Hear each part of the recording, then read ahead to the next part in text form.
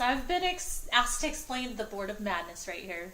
And the only way to do it is to explain visually, because that's how I have to create it. As far as how this becomes a schedule, it's a little bit magic. Mostly it's just me being crazy. So the first thing is that we have a link on the Storymakers website where our pitches come in until the end of July, and we get about 180 pitches. So there are many to choose from, but we only can choose 80. So we have to go through all of the pitches and just kind of see what's there compared to what we need. And what we need is determined by categories. We need basics, always. We need novelty, things that don't fit neatly into a category or are super cool. Elena Johnson is our director of instruction this year, and she and I work together in choosing the classes. And if it's something that she and I are both, that's completely crazy, but I would totally go to that class, it's probably going to get picked. And that's for people who've gone to a ton of conferences and want a little novelty. And then we also like something for our advanced writers who know what they're doing but can use a little inspiration or a new tool in their toolbox or a different way to think about their work. We also sent out a survey through our Facebook site, and we use that data to help us figure out what people are interested in having. This is our beautiful data chart. And some of the high demands, according to this, were number 1, people want to know about productivity. Number 2, emotion in writing. 3, characterization, and so on and so forth. So that helps us kind of know what people are looking for.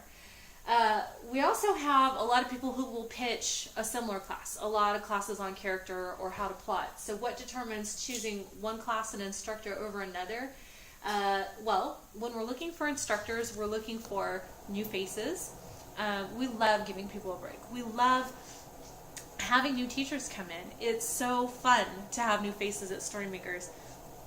But we also get asked, I think Elena and I both get asked this a lot, why do you always have the same people teach every year? Well, we don't. We actually do bring in a ton of new faces each year.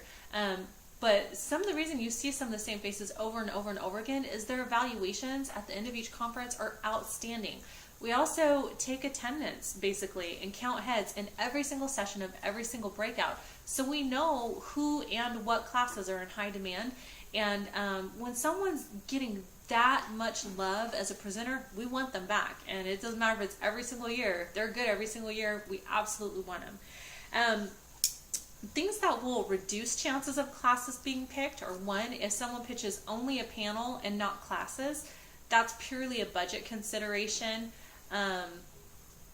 just for a lot of reasons. And for the same reason, budget, if someone is pitching a class with 2 or more teachers, every teacher that's added to teaching a class doubles or triples the cost for teaching a 1-hour class that we've got other people who are pitching the same idea as one person for an hour, and it's much less expensive for us to do that. And so we just have to be responsible with the conference dollars that we spend. We really want people to get the most value out of it. We're also looking for presenters who are experts in their field or published. So sometimes someone is not published, but they are an expert in what they're teaching about, and you'll see some examples of that on the schedule this year. And those are some really cool classes that we're going to offer. So once all the class pitches have come in and we have a sense of what people want and what people really responded to in the previous conference, Elena and I go through and we color code. And so she and I will each go through and flag a class. Elena flags here and I flag here. She thinks we absolutely should have this class. She's not sure about it, but I think we absolutely should have it.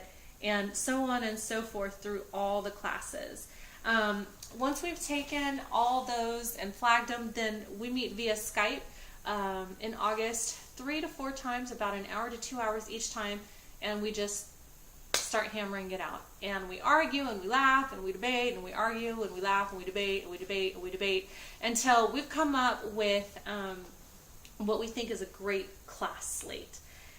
So once that happens, it's time to take all of those and start plugging them in. And that's where the board comes in handy.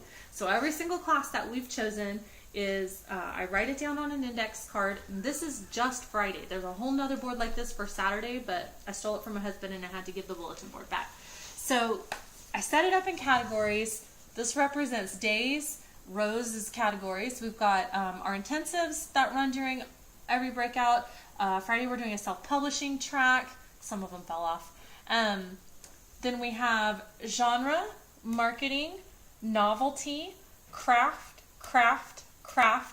panels, and motivation. And motivation is things like how to be more productive, how to survive the slump, how a successful author got where they are in their career.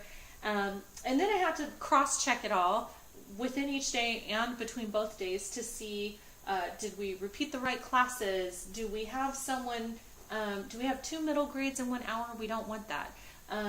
Do we have anybody teaching classes back to back? We need to give them a break. It's all the little logistical things.